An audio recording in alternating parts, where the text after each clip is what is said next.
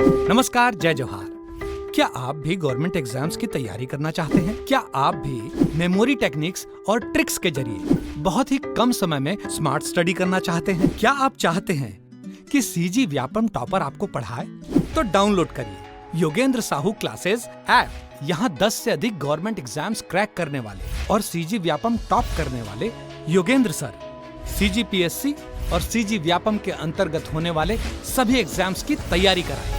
तो डाउनलोड करिए Yogendra Sahu classes app to be the best, learn from the best.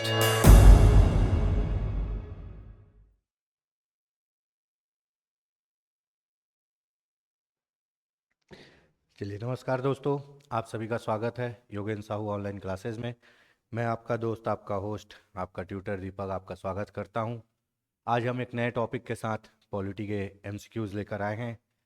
ये जो एमसीक्यूज़ है, जैसा कि आपको पता है, क्विक रिवीजन और विश्लेषण पर आधारित, जो आपकी तैयारी को पुख्ता करेंगे। इन क्वेश्चनों के माध्यम से हम पूरे टॉपिक को फुल रिवीजन करने की कोशिश करते हैं। जैसा कि मौलिक अधिकार का हमारा पार्ट पूरा ख़त्म हो गया, 3 पार्ट में आपको ये पढ़ाया गया। आज का हमारा टॉपिक है राज्य के नीति निर्देशक तत्व।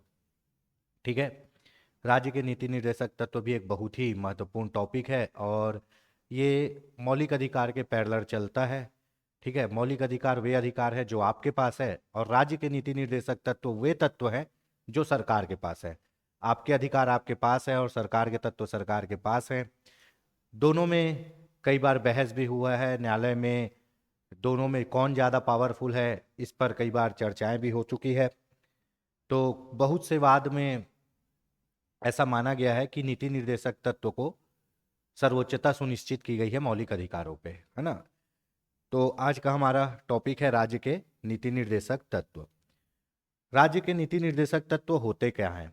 जैसा कि नाम से स्पष्ट है, राज्य के नीति निर्देशक तत्व वे बातें, वे एलिमेंट जो राज्य नीति बनाते समय, वे तत्व, वे बातें, वे एलिमेंट जो राज्य नीति बनाते समय ध्यान में रखेगा और अपनी नीतियों में शामिल करेगा।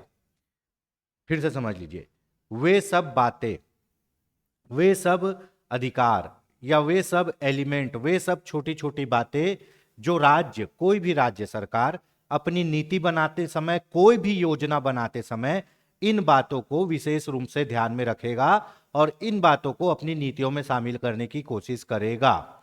ये होते हैं राज्य के नीति निर्देशक तत्व।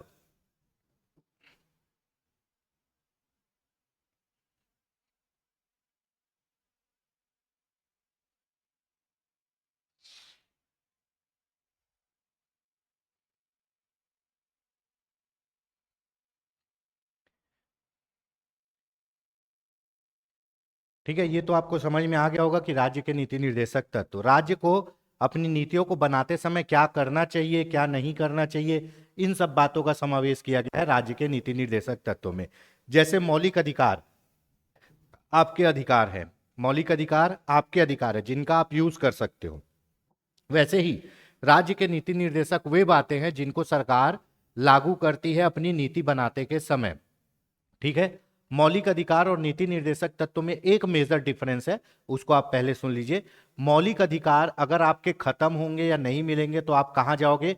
सर्वोच्च न्यायालय या उच्च न्यायालय। मौलिक अधिकार अगर आपको नहीं मिलेंगे या सरकार आपके मौलिक अधिकारों को छीनेगी तो आप लोग कहां जाओगे? सर्वोच्च न्यायालय या उच्च न्यायालय। क्या करने जाओगे? केस करने जाओगे, वाद करने जाओगे। पर नीति निर्देशक तत्व में जो बातें हैं, नीति निर्देशक तत्व में जो बातें हैं उनको लागू कराने के लिए आप कोर्ट नहीं जा सकते। नीति निर्देशक तत्व में जो बातें हैं उन बातों को लागू कराने के लिए आप कोर्ट में नहीं जा सकते। सरकार की मर्जी होगी या सरकार के पास संसाधन होंगे तब वो नीति निर्देशक सिद्धांतों को आपको प्रोवाइड कराएंगे, नहीं तो वो नहीं कराएंगे। आप ये नहीं बोल सकते कि ये वाला नीति निर्देशक सिद्धांत आप मेरे को नहीं दे रहे हो।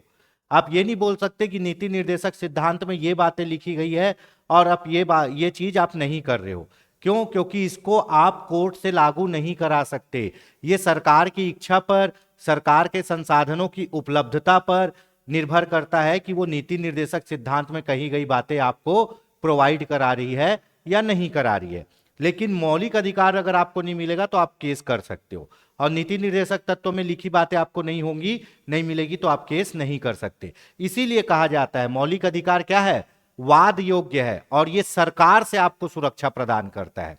इसीलिए कहा जाता है मौलिक अधिकार वाद योग्य है और ये सरकार से आपको सुरक्षा प्रदान करता है, और नीति निर्देशक तत्व वाद योग्य नहीं है।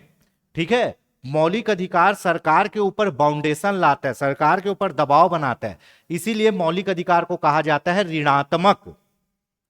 मौलिक अधिकार सरकार के ऊपर बाउंडेशन लाता है, सरकार के ऊपर दबाव बनाता है, इसीलिए मौलिक अधिकार को कहा जाता है ऋणात्मक। और नीति निर्देशक तत्व सरकार अपनी मर्जी से देती है, इसीलिए नीति निर्देशक तत्व को कहा जाता है धनात्मक। आपको पता है मौलिक अधिकार भाग 3 में था, अनुच्छेद 12 से 35 में, वैसे ही नीति निर्देशक तत्व कहां है, भाग 4 में है। ठीक है, नीति निर्देशक तत्व कहां है, भाग 4 में। ठीक है, भाग 4 अनुच्छेद 36 से 51 तक क्या है, नीति निर्देशक तत्व है। ठीक है, तो इनमें जो जो प्रमुख क्वेश्चन है वो हम आज करेंगे। फिर से राज्य की नीतियों में जो बातों को शामिल करना है उन बातों का समावेश कहां का किया गया है, नीति निर्देशक तत्व में। इसमें वो सभी बातें हैं जो जनता की भलाई के लिए, जनता के जीवन को अच्छा बनाने के लिए, समाज को अच्छा बनाने के लिए, समाज में समानता लाने के लिए, समाजवादी समानता, आर्थिक समानता, राजनीतिक समानता, सभी टाइप की समानता लाने के लिए समाज में जो चीजें जरूरी है करनी चाहिए, जो चीजें सरकार को, वो बातों का समावेश किया गया है नीति निर्देशक तत्व में। और इन बातों को सरकार कोई भी नीति बनाते समय लागू करेगी, अगर नहीं करती है तो आप इसके लिए कोर्ट नहीं जा सकते। मैं आपको 2 बात बताया था कि प्रस्तावना और राज्य के नीति निर्देशक तत्व, ये दोनों चीज कोर्ट के द्वारा लागू नहीं करे जा सकते, ये वाद योग्य नहीं है। अब देखते हैं कि नीति निर्देशक तत्व में क्या क्या चीजें कही गई है।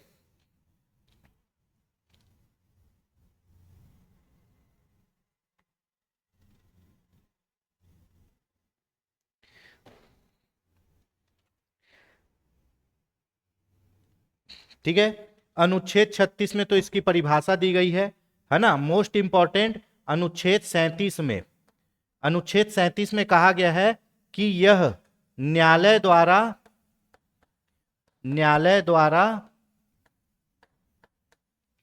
लागू नहीं होगा, न्यायालय द्वारा लागू नहीं होगा, है ना। तो आप इसको न्यायालय में लागू नहीं करा सकते। ठीक है, और आपके मौलिक अधिकार में कहा गया है किसमें, अनुच्छेद 13 में, कि न्यायालय उससे असंगत कोई विधि नहीं बना सकती, और बनाती है तो आप न्यायालय जा सकते हो। ठीक है, तो ये बात यहां पे अनुच्छेद 37 बहुत इंपॉर्टेंट है। अनुच्छेद 36 में तो परिभाषा दी गई है, 37 में कहा गया है राज्य के नीति निर्देशक तत्व को कोर्ट के द्वारा लागू नहीं करा सकते। ठीक है,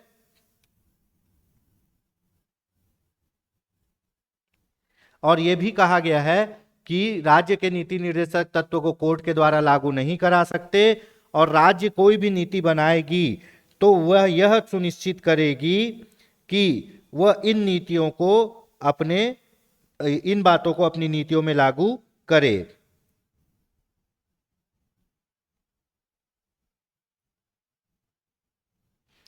ठीक, ये हो गया। चलिए अब क्वेश्चन आंसर चालू करते हैं। पहला क्वेश्चन, राज्य के नीति निर्देशक सिद्धांत को भारतीय संविधान में शामिल किए जाने के क्या उद्देश्य है, बताइए भाई। राज्य के नीति निर्देशक सिद्धांत को भारतीय संविधान में शामिल किए जाने का क्या उद्देश्य है? राजनीतिक प्रजातंत्र को स्थापित करना, सामाजिक प्रजातंत्र को स्थापित करना, गांधीवादी प्रजातंत्र को स्थापित करना, सामाजिक आर्थिक प्रजातंत्र को स्थापित करना, बताइए।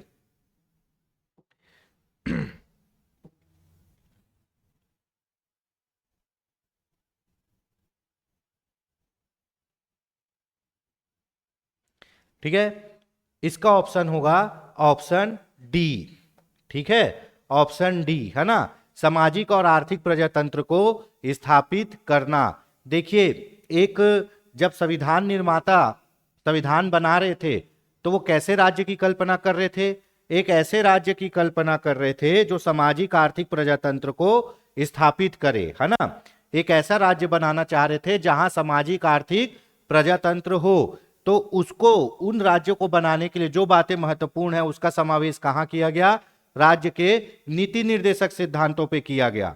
तो राज्य के नीति निर्देशक सिद्धांत को संविधान में शामिल करने का मुख्य उद्देश्य है सामाजिक आर्थिक प्रजातंत्र को स्थापित करना।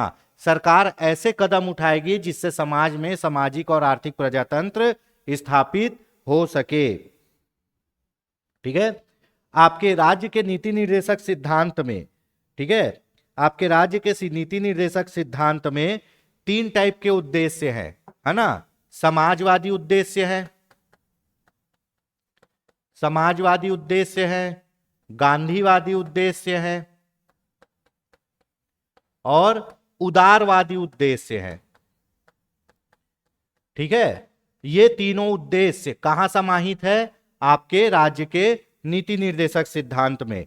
समाजवादी नीति निर्देशक तत्व हैं, गांधीवादी नीति निर्देशक तत्व हैं और उदारवादी नीति निर्देशक तत्व है। गांधी जी की भी विचारधाराओं को कहां शामिल किया गया है? ये पूछा जाता है। गांधी जी की विचारधाराओं को कहां शामिल किया गया है? राज्य के नीति निर्देशक सिद्धांत में शामिल किया गया है। समाजवादी विचारधारा, गांधीवादी विचारधारा और उदारवादी विचारधारा, ये सबको कहां शामिल किया गया है? राज्य के नीति निर्देशक तत्व में। चलिए अगला क्वेश्चन देखते हैं। निम्नलिखित में से कौन सा एक राज्य के नीति निर्देशक सिद्धांत का उद्देश्य नहीं है? कल्याणकारी राज्य की स्थापना करना, बिल्कुल है। सामाजिक आर्थिक न्याय को सुनिश्चित करना, बिल्कुल है ना। एक धर्मनिरपेक्ष राज्य की स्थापना करना, यह भी है। एक धार्मिक राज्य स्थापित करना, यह नहीं है भैया। संविधान कभी भी एक धार्मिक राज्य नहीं बनने देता है भारत को। क्या बोलता है? भारत एक धर्मनिरपेक्ष या पंथ निरपेक्ष राज्य है। ठीक है।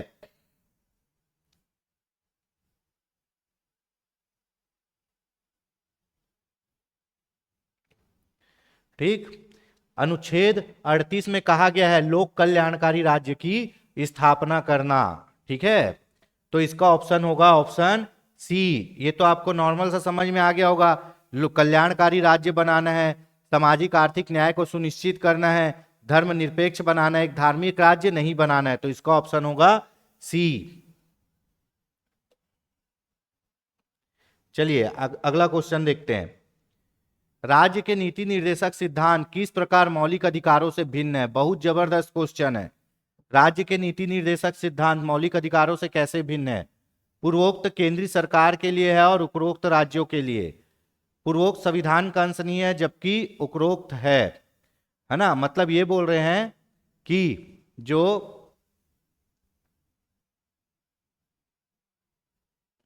ये बोल रहे हैं नीति निर्देशक सत्व केंद्र सरकार के लिए है, मौलिक अधिकार राज्य सरकार के लिए, पहला ऑप्शन में। उसके बाद नीति निर्देशक संविधान का अंश नहीं है और मौलिक अधिकार है बोल रहा है। नीति निर्देशक सिद्धांत परिवर्ती नहीं है जबकि मौलिक अधिकार परिवर्तनीय है। उपरोक्त में से कोई नहीं। बताइए, बहुत अच्छा क्वेश्चन है और ये पूछा जाता है। इसमें बोल रहा है राज्य के नीति निर्देशक तत्व और मौलिक अधिकार में क्या विभिन्नता है।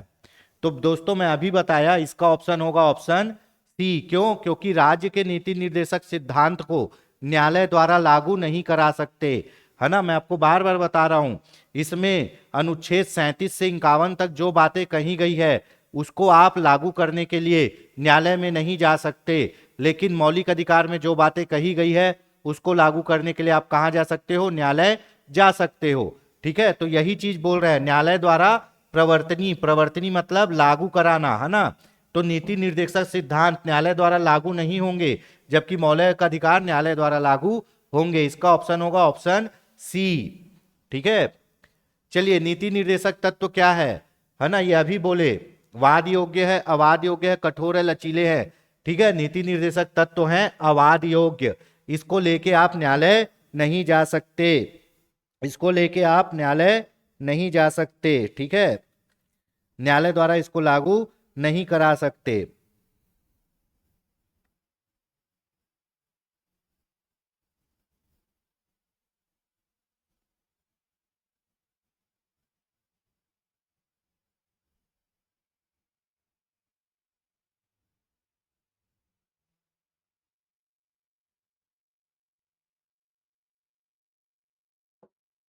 चलिए अगला क्वेश्चन देखते हैं। क्वेश्चन देख लेते हैं। भारत के संविधान के भाग 4 में अंतर्विशिष्ट प्रावधानों के संदर्भ में निम्नलिखित में से कौन से कथन सही है? भाग 4 में क्या दिया है जी? भाग 4 में दिया है नीति निर्देशक तत्व। अब नीति निर्देशक तत्व के बारे में क्या चीज सही है वो बताना है। ठीक है, बताइए। बहुत सरल क्वेश्चन है, क्वेश्चन देख लीजिए। ठीक है, आप वीडियो में लास्ट तक बने रहिए। जरूर आपका ये विश्लेषण जो हम अभी कर रहे हैं ये आपको पूरे टॉपिक को समझने में बहुत मददगार साबित होगा। और इस टॉपिक से भी आपके एग्जाम में बहुत से क्वेश्चन आते हैं, तो हमको ये जो भी इंपॉर्टेंट क्वेश्चन लगे हैं वो यहाँ हम आपके लिए लेके आए हैं।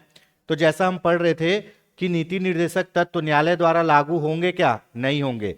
तो ये बोल रहा है वे न्यायालय द्वारा परिवर्तनीय है। नहीं है भैया, गलत है। वे किसी भी न्यायालय द्वारा परिवर्तनीय नहीं होंगे। बिल्कुल सही।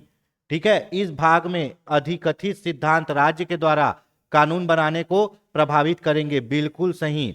देखिए भाई, राज्य के नीति निर्देशक जो सिद्धांत है भाग 4 अनुच्छेद 36 से 51, 36 में परिभाषा है, 37 में यह बोला गया है कि इसको न्यायालय द्वारा लागू नहीं कराया जा सकता, 38 में यह बोला है कि लोक कल्याणकारी राज्य की स्थापना करेगा, 49 में क्या बोला है? कुछ अनुसरणीय तत्व जैसे महिलाओं को समान कार्य के लिए समान वेतन, बच्चों की देखरेख, ठीक है, आर्थिक समानता स्थापित करना, बहुत सी बातों को बोला गया है। तो ये एक ऐसा समाज बनाना चाहता है जो समाजवादी हो, उदारवादी हो, गांधीवादी हो। ठीक है, और इसमें कई बातों को राज्य अपनी नीति बनाते समय शामिल करेगा। इसीलिए इसका नाम है राज्य के नीति निर्देशक तत्व। राज्य की नीति को निर्देशित करने वाले, राज्य की नीति को निर्देशित करने वाले तत्व। तो भैया ये जो नीति है ये राज्य के जब कानून बनेगा ना तो उसको प्रभावित करते हैं, इन नीतियों को शामिल करना है। तो कौन सा सही होगा? अनुच्छेद 2 और 3 सही होगा। ठीक है, 2 क्या है? वे किसी न्यायालय द्वारा परिवर्तनीय नहीं होंगे, और दूसरा क्या? कानून बनाते समय प्रभावित करेंगे। कल्याणकारी राज्य की संकल्पना का समावेश भारत के संविधान में कहां किया गया है? कल्याणकारी राज्य, उदारवादी राज्य, आर्थिक समानता, गांधीवादी विचारधारा, ये सब कहां शामिल किया गया है जी? राज्य के नीति निर्देशक सिद्धांत में। ऑप्शन होगा ए। बहुत सरल है। चलिए, राज्य के नीति निर्देशक तत्व सहज अध्ययन के लिए निम्न में से कौन से भागों में विभाजित किए जा सकते हैं? बताइए। समाजवादी, उदार बौद्धिकवादी, गांधीवादी, बताइए। अब भी बोला हूं इस पे।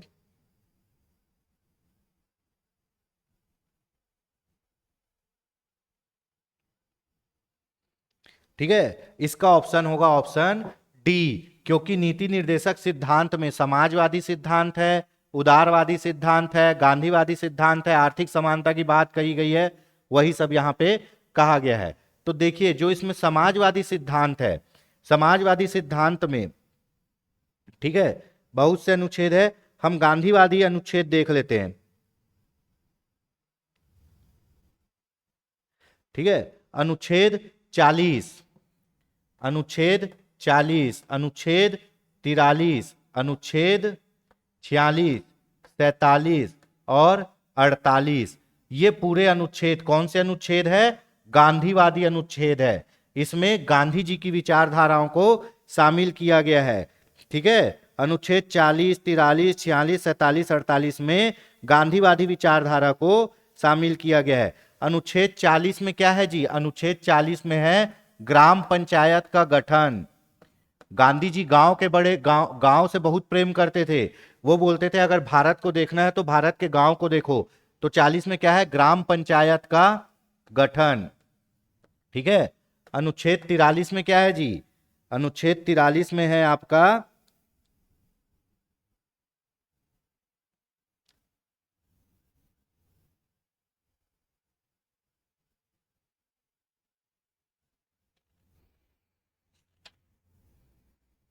अनुच्छेद 43 में है राज्य के कर्मकारों के लिए उचित मजदूरी तथा कुटीर उद्योग के संवर्धन करने का प्रयास करेगा।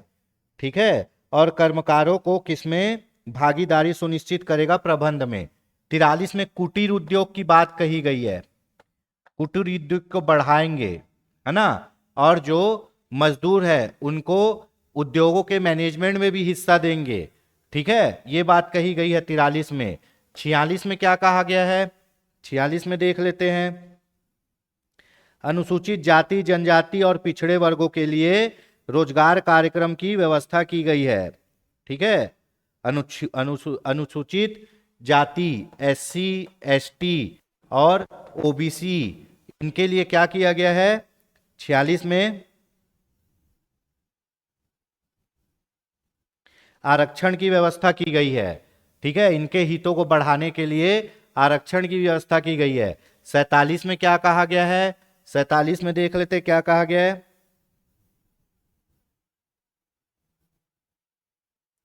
ठीक है, इसमें कहा गया है कि बच्चों के पोषण के लिए व्यवस्था करेगी, बच्चों के पोषण के लिए, और बच्चों के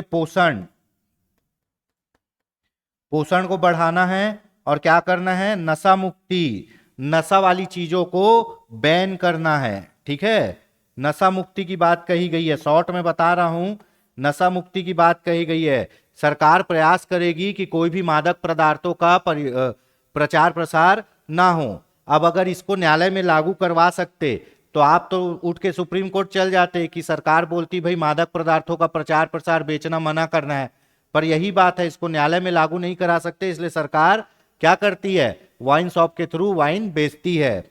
ठीक है, ये सरकार के किसके संसाधन के साथ, अगर सरकार के पास संसाधन होगा तो वो बंद कर देगी, लेकिन अभी क्या है, मादक पदार्थों से ही सबसे ज्यादा रेवेन्यू मिलता है, इसलिए सरकार उसको बेच रही है, और इसको न्यायालय द्वारा लागू नहीं कराया जा सकता, इसीलिए इन सब बातों को लेकर हम केस नहीं कर सकते। 48 में क्या कहा गया है, 48 में गांधीवादी विचारधाराओं को पूछता है जी, इसलिए बता रहे हैं। कृषि और पशुपालन के संबंध में, है ना, कृषि और पशुपालन को बढ़ाना है, किसको बढ़ाना है, कृषि और पशुपालन, कृषि और पशुपालन को बढ़ाना है। ठीक है, तो भैया अनुच्छेद 40 ग्राम पंचायत का गठन, 43 कुटीर उद्योगों को बढ़ाना और मजदूरों को प्रबंध में हिस्सा देना, 46 ST SC OBC के लिए आरक्षण, 47 बच्चों के पोषण और नशा वाले पदार्थों को बैन करना, 48 कृषि और पशुपालन को बढ़ाना। ठीक है, तो ये बातें कही गई है गांधीवादी विचारधारा में, है ना। तो राज्य के नीति निर्देशक तत्व में समाजवादी, उदारवादी और गांधीवादी, और गांधीवादी अनुच्छेद क्या है, 40 43 46 47 और 48। ठीक है, भारतीय संविधान में सम्मिलित नीति निर्देशक तत्व कहां से लिया गया है, नॉर्मल सी बात है, नीति निर्देशक तत्व लिया गया है आयरलैंड के संविधान से, ये पढ़ चुके हैं। ठीक है, भारत के संविधान के अनुसार निम्नलिखित में से कौन से देश के शासन के लिए आधारभूत है, मूल अधिकार, मूल कर्तव्य, राज्य के नीति निर्देशक तत्व, मूल अधिकार और मूल कर्तव्य। यहां बात कही गई है शासन की, शासन मतलब सरकार, तो सरकार क्या चीजों को देखेगी भाई,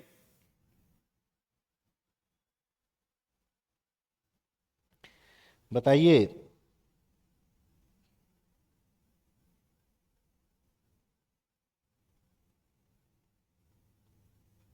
इसमें आएगा राज्य के नीति निर्देशक सिद्धांत, क्योंकि नीति निर्देशक तत्व में जो बातें कही गई है, नीति निर्देशक तत्व में जो बातें कही गई है उन बातों का समावेश सरकार अपने क्या करने के लिए, नीतियों को बनाने के लिए करेगी। नीति निर्देशक तत्व में जो बातें कही गई है उन बातों का समावेश सरकार अपनी नीतियों को बनाते समय करेगी। नीति निर्देशक सिद्धांत द्वारा समाजवादी, गांधीवादी और उदारवादी समाज की स्थापना करना है।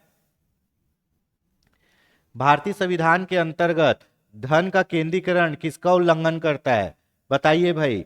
देखिए, धन का केंद्रीकरण करता है नीति निर्देशक सिद्धांत का उल्लंघन। नीति निर्देशक सिद्धांत में कहा गया है कि सरकार क्या करेगी, धन के केंद्रीकरण को रोकेगी।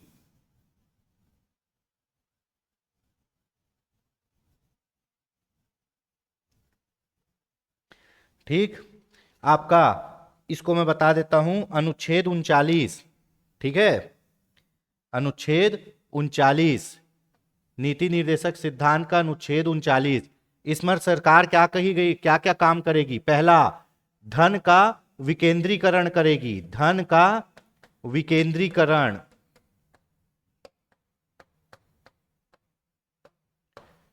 धन का विकेंद्रीकरण, है ना। ये अनुच्छेद 39 में कहा गया है अनुसरणी तत्व, ऐसे तत्व जिनको सरकार क्या करेगी, लागू करेगी, अनुसरणी तत्व, है ना। नीति बनाते समय अपनी नीतियों को लागू करेगी। राज्य के नीति निर्देशक तत्व में यही बात की गई है। और अनुच्छेद 36 क्या है? अनुच्छेद 36 बोलता है कि परिभाषा, अनुच्छेद 37 बोलता है कि इसको न्यायालय में लागू नहीं करेंगे, अनुच्छेद 38 बोलता है सामाजिक आर्थिक समाज की स्थापना करना। अनुच्छेद 39 में 4-5 बातें कही गई है जिनको सरकार करेगी। अनुच्छेद 39 में जो पहली बात कही गई है वो बोल रहा है कि सरकार जब भी नीति बनाएगी तो ऐसा नीति बनाएगी कि धन का विकेंद्रीकरण हो, मतलब पैसा सभी लोगों में समान रूप से बटे, है ना। अनुच्छेद 39 के अनुसार सरकार को ऐसे प्रयत्न करने हैं कि पैसा सभी लोगों में समान रूप से बटे, किसी एक आदमी के पास पैसा ना जाए। इसीलिए सरकार क्या करती है, इनकम टैक्स लेती है। जो जितना ज्यादा कमाता है उससे उतना ज्यादा इनकम टैक्स, और जो जितना कम कमाता है उससे कम इनकम टैक्स, मतलब ऐसा नियम बनाती है कि पैसा सबके पास बराबर हो। दूसरा है इसी के अंतर्गत, दूसरा क्या है, समान कार्य के लिए, समान कार्य के लिए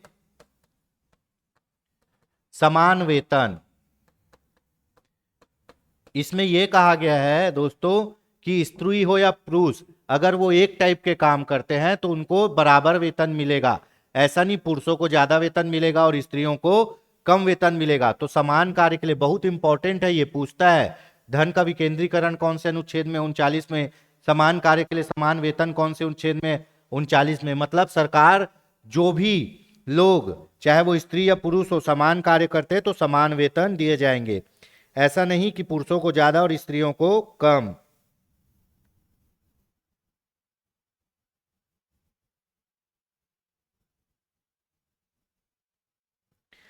ठीक है। उसके बाद जीविका के समान साधन उपलब्ध हों। स्त्री और पुरुषों को दोनों को क्या हो, जीविका के समान साधन उपलब्ध हों, है ना। स्त्री और पुरुष को समान रूप से आजीविका प्राप्त हो, समान कार्य के लिए समान वेतन हो। उसके बाद धन का आर्थिक विकेंद्रीकरण हो, है ना। उसके बाद बालकों हेतु कल्याणपरक कार्य आदि, मतलब बालकों की आपको क्या करनी है, सुरक्षा करनी है। तो ये मेन बात है अनुच्छेद 39 के। वापस आ जाते हैं तो भारतीय संविधान में धन का केंद्रीकरण को रोकना किसका है, राज्य के नीति निर्देशक तत्व। समान कार्य समान वेतन, राज्य के नीति निर्देशक तत्व। ठीक है। अगला क्वेश्चन देखो आ ही गया, है ना। समान कार्य के लिए समान वेतन भारत के संविधान में सुनिश्चित किया गया है। किसके द्वारा, मौलिक अधिकार में नहीं कहा गया भैया, किसमें कहा गया है, राज्य के नीति निर्देशक तत्व अनुच्छेद 39 में कहा गया है। समान कार्य के लिए समान वेतन और धन के केंद्रीकरण को रोकना। ठीक है। स्त्री और पुरुषों को समान कार्य के लिए समान वेतन मिलेगा, तो इसका ऑप्शन होगा बी। भारत में निम्नलिखित में से किसके अंतर्गत पंचायती राज प्रणाली की व्यवस्था की गई है? बहुत जबरदस्त। किसके अंतर्गत, राज्य के नीति निर्देशक तत्व के अंतर्गत। कब, अनुच्छेद 40। अनुच्छेद 40 में कहा गया क्या, ग्राम पंचायतों का गठन। देखिए सबसे पहले ग्राम पंचायतों की बात कही गई किसमें, राज्य के नीति निर्देशक तत्व में, है ना। राज्य के नीति निर्देशक तत्व में सबसे पहले ग्राम पंचायत के गठन की बात की गई। कौन से अनुच्छेद में, अनुच्छेद 40 में। तो नीति निर्देशक तत्व क्या है, सरकार की मर्जी पर निर्भर करते हैं। सरकार चाहेगी तो ग्राम पंचायत का गठन करेगी, नहीं चाहेगी तो नहीं करेगी। तो जब नीति निर्देशक सिद्धांत के अनुसार गठन हुआ तो 2 अक्टूबर 1959 को सबसे पहले राजस्थान के नागौर जिले में ग्राम पंचायत का गठन हुआ। पर उस समय ग्राम पंचायत का गठन करना कंपलसरी नहीं था। फिर ग्राम पंचायत के संबंध में बहुत सी समितियां बनी, और कब, जब संविधान संशोधन हुआ, 73वां संविधान संशोधन हुआ 93, 92, 93, और जब ग्राम पंचायत को कंपलसरी किया गया, भाग 9 क में जोड़ा गया, तब पूरे भारत में कंपलसरी ग्राम पंचायतों का गठन हुआ। उससे पहले गठन होता तो किसके अनुसार होता? राज्य के नीति निर्देशक तत्व के अनुसार। और नीति निर्देशक तत्व क्या है? सरकार की मर्जी पर निर्भर करते, सरकार चाहेगी तो गठन करेगी, नहीं तो नहीं करेगी। पर अब क्या हो गया है?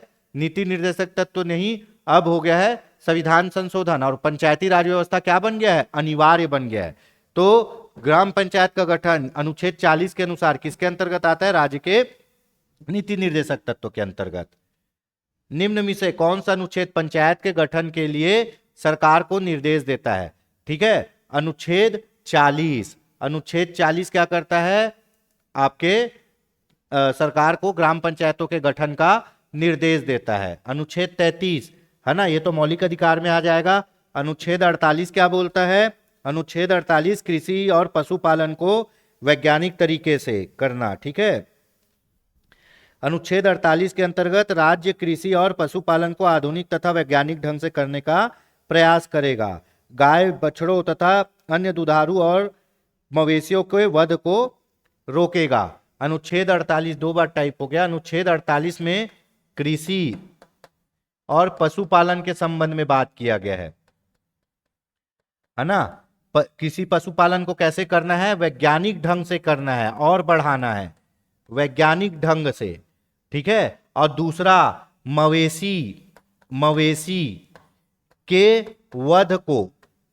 वध को रोकना है, मतलब पशुओं की हत्या नहीं करनी है, मवेशी के वध को रोकना है। तो आपको पता है अहिंसा, कृषि, ये सब किसकी विचारधारा है? गांधी जी की। तो आपको पता है अनुच्छेद 40 है ना, 40, उसके बाद अनुच्छेद 43, फिर 46, 47, 48 किससे संबंधित है? गांधीवादी विचारधारा से। तो यहाँ पे पंचायत का गठन किस में संबंधित है? अनुच्छेद 40 में। 48 में क्या है? कृषि पशुपालन। ठीक है, उसके बाद मिलाइए, है ना। चलिए, ग्राम पंचायत का गठन अनुच्छेद 40। ठीक है, ग्राम पंचायत का गठन अनुच्छेद 40 है ना। उसके बाद समान सिविल संहिता अनुच्छेद 44। देखिए समान सिविल संहिता क्या है, ये बोल रहे हैं। अभी फिर से सरकार समान सिविल संहिता, यूनिफॉर्म कोड लाने की बात कर रही है। ठीक है, यूनिफॉर्म सिविल कोड, जो सिविल कानून है ना, वो सभी के लिए समान हो, चाहे हिंदू हो या कोई और जात के। हमारे यहाँ मुस्लिम विवाह अधिनियम अलग है, हिंदू विवाह अधिनियम अलग है, हिंदू विवाह संपत्ति अंतरण अधिनियम अलग है। तो ये सब नियम की जगह पूरे भारतवासियों के लिए एक नियम बनाने की बात कही गई है। किसमें? अनुच्छेद 44 में। उसी को बोलते हैं समान सिविल संहिता। तो ये होगा बी। कृषि और पशुपालन 48 अभी पढ़े हैं। कृषि और पशुपालन क्या होगा? 48 है ना। उसके बाद न्यायपालिका का कार्यपालिका से पृथककरण अनुच्छेद 50 डी। देखिए हमारे संविधान में कहा गया है न्यायपालिका अलग है, कार्यपालिका अलग है, दोनों एक दूसरे से संबंधित है, लेकिन दोनों कोई भी एक दूसरे को दबाएगा नहीं, है ना। मतलब कार्यपालिका न्यायपालिका को दबाव नहीं बना सकती, दोनों अलग हैं।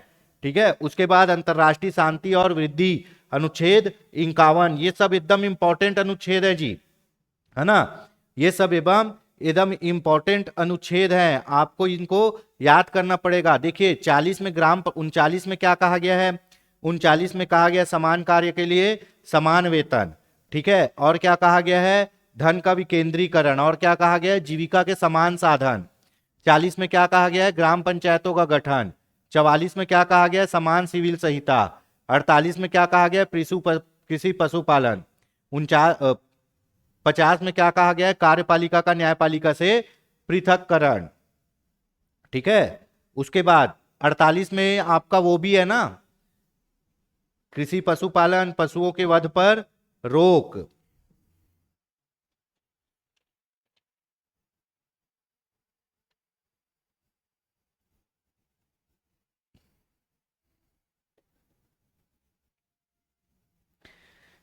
ठीक है, कृषि पशुपालन 48, न्यायपालिका कार्यपालिका से पृथककरण अनुच्छेद 50, अंतरराष्ट्रीय शांति का विकास 51, है ना।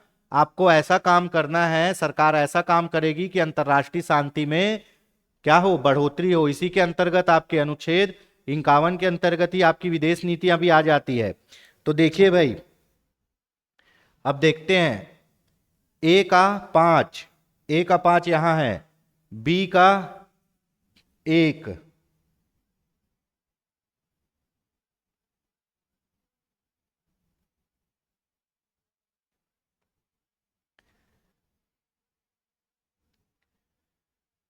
कौन सा इसका उत्तर होगा बताइए।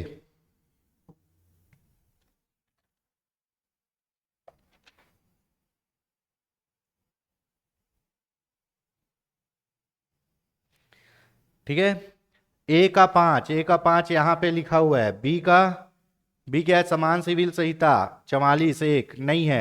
इनमें से कोई नहीं, कोई सुमिलित नहीं है।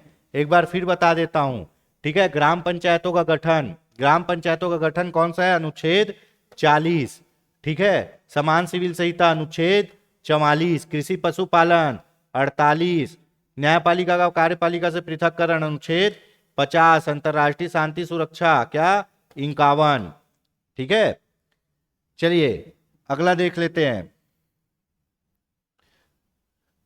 कौन सा एक सही सुमेलित नहीं है बोल रहा है ना। ग्राम पंचायतों का गठन 40 सही है, समान सिविल संहिता सही है ना, ये गलत है। अनुच्छेद 48 है, कृषि और पशुपालन।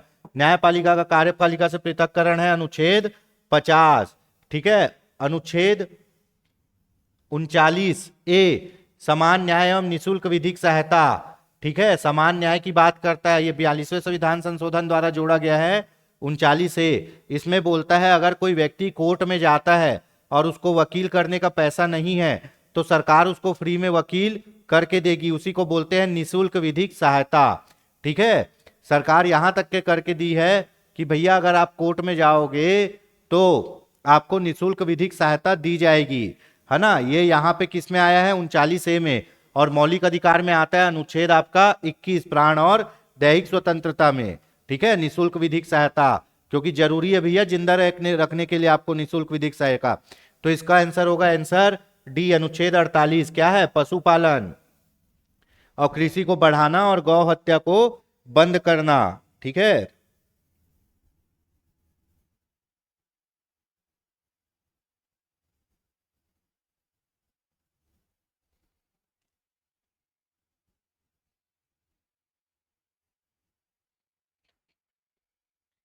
चलिए आगे देखते हैं,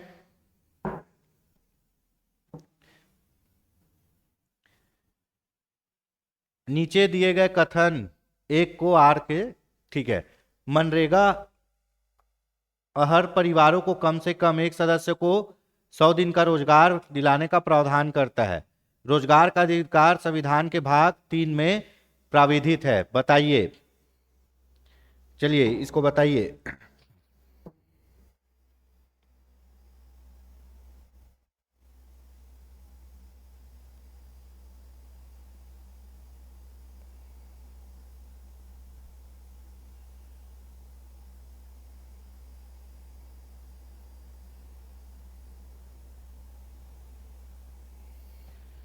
चलिए आपको ये पता है कि मनरेगा महात्मा गांधी रोजगार गारंटी अधिनियम, है ना, एक आदमी को एक साल में कितने दिन काम दिलाएगा, 100 दिन काम देता है। ये आपको पता होगा कि मनरेगा में एक आदमी को एक साल में कितने दिन काम मिलता है, 100 दिन काम मिलता है। और क्या मिलता है, एक निश्चित मजदूरी मिलती है, ठीक है।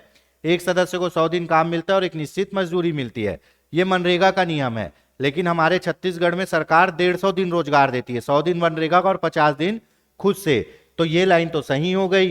रोजगार का अधिकार संविधान के भाग 3 में है, नहीं। भाग 3 मतलब क्या हो गया, मौलिक अधिकार की बात कर रहा है, नहीं। भाग 3 में रोजगार का अधिकार नहीं है भैया। अगर भाग 3 में मौलिक अधिकार में रोजगार का अधिकार डाल देना तो भारत में कोई बेरोजगार नहीं होगा। जैसे ही आपके पास काम नहीं रहेगा और आपको काम नहीं मिलेगा तो मेरा मौलिक अधिकार छीन रहे करके आप कहां चले जाओगे, सुप्रीम कोर्ट और हाई कोर्ट, और सरकार को बोलोगे जबरदस्ती मेरे को काम दे। तो मौलिक अधिकार के लिए तो कोर्ट चल जाओगे। ये मौलिक अधिकार में नहीं है। ये अधिकार कहां है, रोजगार का अधिकार कहां है, नीति निर्देशक तत्व में। रोजगार का अधिकार कहां है, नीति निर्देशक तत्व में। और नीति निर्देशक तत्व के कौन से अनुच्छेद में, अनुच्छेद 41 में कहा गया है क्या, कुछ दशाओं में काम शिक्षा और लोक सहायता पाने का अधिकार, कुछ दशाओं में काम शिक्षा और लोक सहायता पाने का अधिकार। अनुच्छेद 41 में कहा गया काम का अधिकार, है ना, किसके? अनुच्छेद 41, अनुच्छेद 41 किसके? राज्य के नीति निर्देशक तत्व, काम का अधिकार, ठीक है। और इसमें सरकार के पास अगर काम होगा तो आपको काम देगी, नहीं तो काम नहीं देगी, और नहीं देगी तो उसके लिए आप कहां? कोर्ट नहीं जा सकते हो। तो पहला तो सही है कि मनरेगा के अंतर्गत 100 दिन का रोजगार मिलता है, हमारे छत्तीसगढ़ में 150 दिन का मिलता है, 100 दिन का केंद्र सरकार का और 50 दिन का राज्य सरकार का, ठीक है। पर मनरेगा के अंतर्गत 100 दिन का ही मिलता है। तो इसमें पहला सही है और दूसरा गलत है। तो ए सही है परंतु आर गलत है, ठीक है। आई होप सो आप लोग को ये समझ में आ रहा होगा। बहुत इंपॉर्टेंट टॉपिक है दोस्तों, है ना, बिल्कुल मिस नहीं करना है, आने वाले एग्जामों के लिए बहुत उपयोगी है। योगेंद्र साहू ऑनलाइन क्लासेस के द्वारा इसी टाइप से और भी कक्षाएं चलाई जा रही है, जिसमें एमसीक्यू के माध्यम से क्विक रिवीजन और संपूर्ण विश्लेषण कराया जा रहा है। तो योगेंद्र साहू ऑनलाइन क्लासेस में बने रहे और अपनी तैयारी को पुख्ता करें, हम साथ मिलकर जरूर कुछ अच्छा करेंगे। मनरेगा कार्यक्रम निम्नलिखित में से भारतीय संविधान के किस अनुच्छेद को लागू करने हेतु लाया गया है? अभी आपको बताया गया था, कौन से अनुच्छेद को लागू करने के लिए लाया गया है?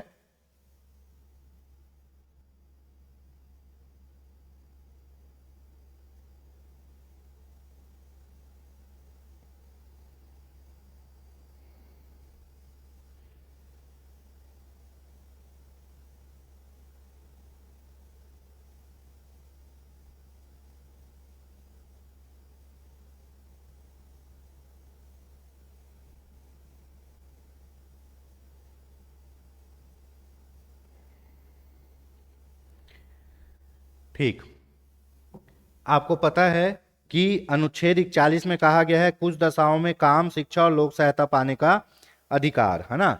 मनरेगा कानून किसके अंतर्गत लाया गया है? 50 तो है नहीं, 50 क्या है? कार्यपालिका का न्यायपालिका से पृथककरण, ठीक है। 47 क्या है?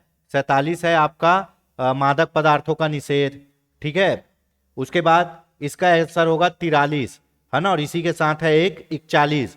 41 में कहा गया है कुछ दशाओं में काम और शिक्षा लोक स्वास्थ्य पाने का अधिकार, 41 में, जो इससे पहले पढ़े। 43 में क्या कहा गया है? देखिए 43 में कहा गया है कि राज्य उपयुक्त विधान या आर्थिक संगठन द्वारा या किसी अन्य रीति से कृषि के उद्योग या अन्य प्रकार के सभी कर्मकारों को काम, निर्वाह मजदूरी, शिष्ट जीवन स्तर और अवकाश का संपूर्ण उपभोग सुनिश्चित करने वाली काम की दशाएं प्रदान करने का प्रयास करेगा। इसमें यह कहा गया है 43 में। 41 में कहा गया है कुछ दशाओं में शिक्षा, काम पाने का अधिकार। 43 में कहा गया है कि राज्य ऐसा विधान बनाएगा जिसमें एक अच्छा काम, अच्छा पेमेंट, अच्छी छुट्टी प्राप्त करने का अधिकार रखता है। कौन?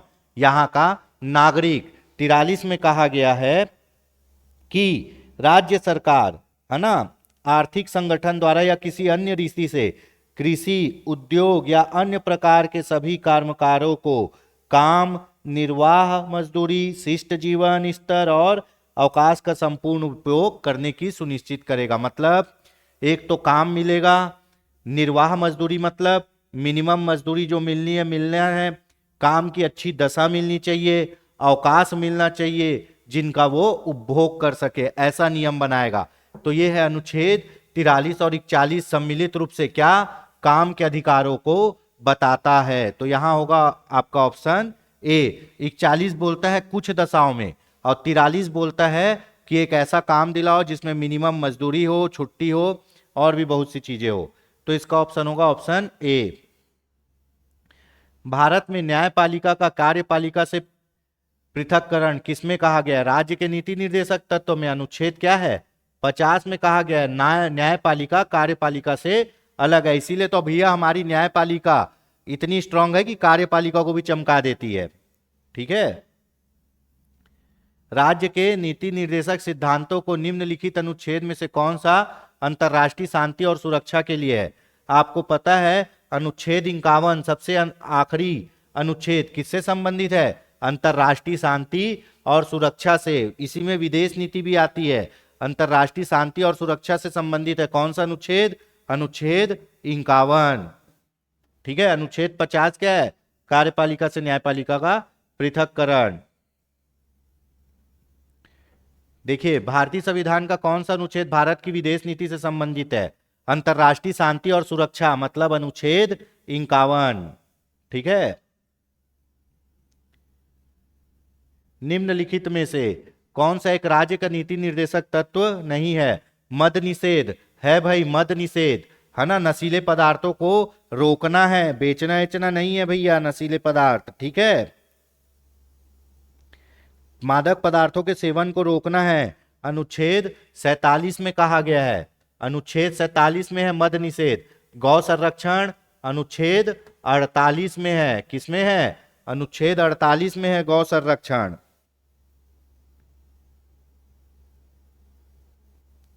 उसके बाद पर्यावरण संरक्षण, पर्यावरण संरक्षण भी है भैया। पर्यावरण संरक्षण किसमें है ये भी बता दे रहे हैं। आपका पर्यावरण संरक्षण है 48 क में है। पर्यावरण संरक्षण किसमें है? 48 क में। ठीक है, 48 ख में क्या है? पर्यावरण संरक्षण। ये कौन से अनुच्छेद में है? 48 क में। ठीक, 14 वर्ष की आयु तक के बच्चे को निःशुल्क शिक्षा, ये आपका किसमें है? ये है मौलिक अधिकार। और मौलिक अधिकार कौन सा है? 21 क में है। तो ये राज्य के नीति निर्देशक तत्व में नहीं आएगा, ये मौलिक अधिकार में है। राज्य के नीति निर्देशक तत्व में ये बोलते हैं कि 6 वर्ष से कम के बच्चों का अच्छे से क्या करना है? सरकार को पालन पोषण करना है ना। 6 से 14 वर्ष के बच्चों को क्या है? शिक्षा की बात मौलिक अधिकार में की गई है। 6 वर्ष तक के बच्चों की बात कहां की गई है? नीति निर्देशक तत्व में। तो इसका ऑप्शन होगा ऑप्शन डी। ठीक है, बाकी सभी बातें नीति निर्देशक तत्व में है। मद निषेध है, गौ संरक्षण है, पर्यावरण संरक्षण है। 14 वर्ष की आयु तक के बच्चों को निःशुल्क शिक्षा, ये मौलिक अधिकार है। निम्नलिखित में से कौन सा नीति निर्देशक तत्व में शामिल है? मानव के दुर्व्यापार और बलात्संग का प्रतिषेध, मादक पेयों और स्वास्थ्य के लिए हानिकारक औषधि प्रयोगों से भिन्न उपभोग का प्रतिषेध। आपको पता है, ठीक है, कि मादक पेयों और स्वास्थ्य के लिए हानिकारक औषधियों के औषधि प्रयोजनों से भिन्न उपभोग का प्रतिषेध, ये आपका किस में है? ये है राज्य के नीति निर्देशक सिद्धांत में। और मानव दुर्व्यापार और बलात्श्रम का प्रतिषेध, ये अनुच्छेद 23, ये क्या है? मौलिक अधिकार है। और ये है अनुच्छेद 47, ये क्या है? नीति निर्देशक तत्व है। तो इसमें कौन सा नीति निर्देशक तत्व में का शामिल है? केवल 2 शामिल है। ठीक है, क्वेश्चन को समझिए, है ना। मानव के दुर्व्यापार बलात्श्रम का प्रतिषेध, ये है आपका क्या है? ये मौलिक अधिकार है। मादक पेय और स्वास्थ्य के लिए हानिकारक औषधि, ये क्या है? नीति निर्देशक तत्व है। अगला क्वेश्चन, इनमें से कौन राज्य के नीति निर्देशक सिद्धांतों में शामिल नहीं है? मद निषेध है, अनुच्छेद 47 अभी पढ़े। काम का अधिकार है आपका अनुच्छेद क्या? 41 और 43, है ना। समान कार्य के लिए समान वेतन, अनुच्छेद 39। सूचना का अधिकार आपका मौलिक अधिकार है, जो आता है अनुच्छेद किसमें? 19 1 क में सूचना का अधिकार क्या है? मौलिक अधिकार है। बाकी ये तीनों क्या है? नीति निर्देशक तत्व है। तो कौन सा मौलिक अधिकार नीति निर्देशक में शामिल नहीं है? डी शामिल नहीं है। राज्य के नीति निर्देशक सिद्धांत एक ऐसा चेक है जो बैंक की सुविधा अनुसार अदा किया जाता है। इसको किसने कहा है? ये बहुत इंपॉर्टेंट लाइन है ना। इसको किसने कहा है जी, बताइए।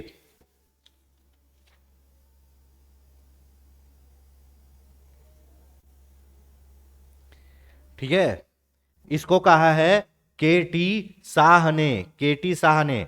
इस लाइन का मतलब समझिए, राज्य के नीति निर्देशक तत्व ऐसा चेक है जो बैंक की सुविधा अनुसार अदा किया जाता है। मतलब जब सरकार का मन होगा तभी इस चेक को आपको अदा करेगी। राज्य का नीति निर्देशक तत्व में जो बातें कही गई है उसको सरकार अपने मन से आपको देती है। बस वो ये कोशिश करती है कि इन बातों को अपनी नीतियों में शामिल करे। अगर सरकार शामिल नहीं करती है तो आप उसके लिए केस नहीं कर सकते। तो मतलब ये सरकार की मनमर्जी के ऊपर है। तो सरकार का क्या कहा गया है कि एक ऐसा चेक है जो बैंक अपनी सुविधा अनुसार अदा करती, मतलब अपने मन से अदा करती है। ठीक है, तो ये बात कही है केटी शाह ने। क्यों कही है? क्योंकि नीति निर्देशक तत्व को किसके द्वारा? आपके कानून के द्वारा लागू नहीं किया जा सकता। ठीक है, समझ में आ गया? चलिए, आज के लिए इतना ही। होप सो आपको ये वीडियो पसंद आया होगा। ठीक है, आप इसी तरह योगेंद्र साहू ऑनलाइन क्लासेस के साथ बने रहिए। हम साथ मिलकर बहुत अच्छा करेंगे। यकीन मानिए कि हमारी तैयारी एग्जाम के आने तक बहुत पुख्ता हो जाएगी। हमारी तैयारी संपूर्णता लिए होगी। बस ये है कि आप ईमानदारी से, ठीक है, आप ईमानदारी से पढ़ाई करते रहिए और अपनी तैयारियों को हमारे साथ जांचते रहिए। तो फिर मिलेंगे नए वीडियो के साथ। अब तक के लिए धन्यवाद। शुभ रात्रि, good night, take care, God bless you. Hope so बहुत जल्दी ही नए वीडियो के साथ मिले। जय हिंद।